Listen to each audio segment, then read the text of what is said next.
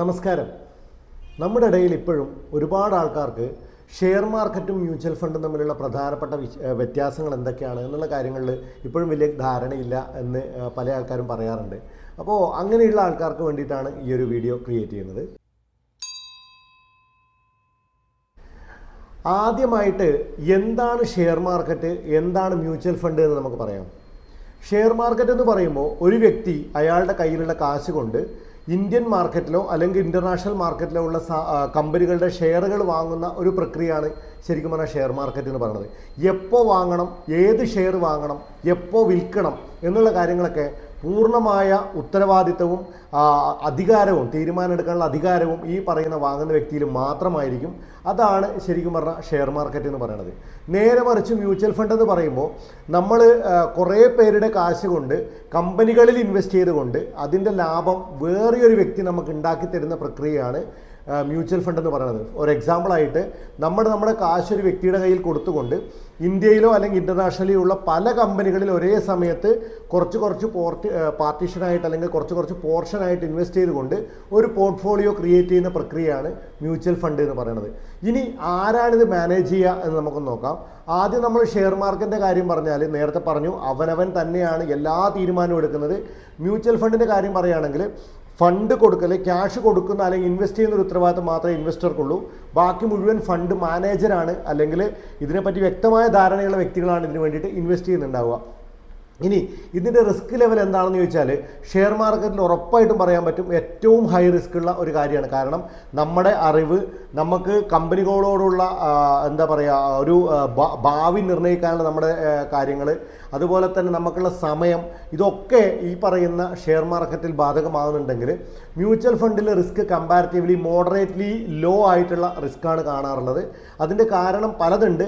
എന്നാൽ പോലും നമുക്ക് പറയാൻ പറ്റുന്ന ഒരു കാര്യം എന്ന് പറഞ്ഞാൽ ഫണ്ട് മാനേജറുടെ കഴിവ് അതിൽ വലിയ രീതിയിൽ ഇമ്പോർട്ടൻസ് ആയിട്ട് നമുക്ക് പറയാൻ പറ്റും. ഇനി അടുത്ത കാര്യം റിട്ടേൺസ് നോക്കുകയാണെങ്കിൽ അഗെയിൻ ഹൈ റിസ്ക് എന്ന് പറഞ്ഞാൽ മാർക്കറ്റിൽ ഉറപ്പായിട്ടും ഹൈ പ്രോഫിറ്റിൻ്റെ ചാൻസ് ആണ്. സോ ഷെയർ മാർക്കറ്റിൽ നല്ല രീതിയിൽ അറിയുന്ന വ്യക്തികൾക്ക് ഭീമമായ ലാഭം ഉണ്ടാക്കിയെടുക്കാൻ പറ്റും. മ്യൂച്വൽ ഫണ്ട് ആണെങ്കിൽ നേരത്തെ പറഞ്ഞതുപോലെ തന്നെ അത്യാവശ്യം നല്ലൊരു സ്റ്റഡി ഇൻകമാണ് മ്യൂച്വൽ ഫണ്ട് കൊടുക്കുന്നുണ്ടാവുക. ഇനി നമ്മുടെ സമയവും അറിവും എത്രത്തോളം ആവശ്യമുണ്ട് എന്ന് ചോദിക്കുകയാണെങ്കിൽ മ്യൂച്വൽ ഫണ്ട് ഷെയർ മാർക്കറ്റിനെ സംബന്ധിച്ചിടത്തോളം നമ്മുടെ അറിവും സമയവും മാത്രമാണ് നമ്മുടെ റിട്ടേൺസ് ആയിട്ട് മാറുക. സമയമില്ല, അറിവില്ല, അപ്ഡേറ്റ് ചെയ്യാൻ പറ്റുന്നില്ല എന്നൊക്കെയാണെങ്കിൽ കാര്യങ്ങളെങ്കിൽ നമ്മുടെ ഫണ്ട് ഭയങ്കരമായിട്ട് താഴേക്ക് പോകാനാണ് സാധ്യത. നേരെ മറിച്ച് മ്യൂച്വൽ ഫണ്ടിൻ്റെ കാര്യം പറയുകയാണെങ്കിൽ നമുക്ക് ആകെ ഇൻവെസ്റ്റ് ചെയ്ത് അവിടെ മാറി നിൽക്കേണ്ട കാര്യം മാത്രമേ ഉള്ളൂ. ഈ പറഞ്ഞ ഫണ്ടിൻ്റെ മുകളിലുള്ള അറിവും അല്ലെങ്കിൽ അതിൻ്റെ സമയമൊക്കെ അതിന് വേണ്ടിയിട്ട് നിയോഗിക്കപ്പെട്ട ആൾക്കാരാണ് കൃത്യമായിട്ട് ചെയ്യുന്നുണ്ടാവുക. ഇനി ഇൻവെസ്റ്റ്മെൻറ്റ് എമൗണ്ട് എത്ര വേണം എന്ന് ചോദിക്കുകയാണെങ്കിൽ ഷെയർ മാർക്കറ്റ് നമുക്ക് പലപ്പോഴും കോസ്റ്റിയർ ആയിരിക്കാം. നമ്മൾ തന്നെ മാനേജ് ചെയ്യുന്നു എന്നുള്ളൊരു കാര്യം കൊണ്ട് തന്നെ കുറച്ച് കോസ്റ്റിയർ ആയിരിക്കാം. പക്ഷേ മ്യൂച്വൽ ഫണ്ട് ആണെങ്കിൽ 500 രൂപയിലേക്കൊക്കെ നമുക്ക് SIP സ്റ്റാർട്ട് ചെയ്യാൻ പറ്റും. അപ്പോൾ നമുക്ക് നമ്മുടെ എത്രത്തോളം അടക്കാൻ പറ്റുന്നത് നമുക്ക് ഡിവൈഡ് ചെയ്ത് തീരുമാനിക്കാനുള്ള ഒരു സാധ്യത അവിടെ ഉണ്ട്. അടുത്തത് ഡൈവേഴ്സിഫിക്കേഷനാണ്.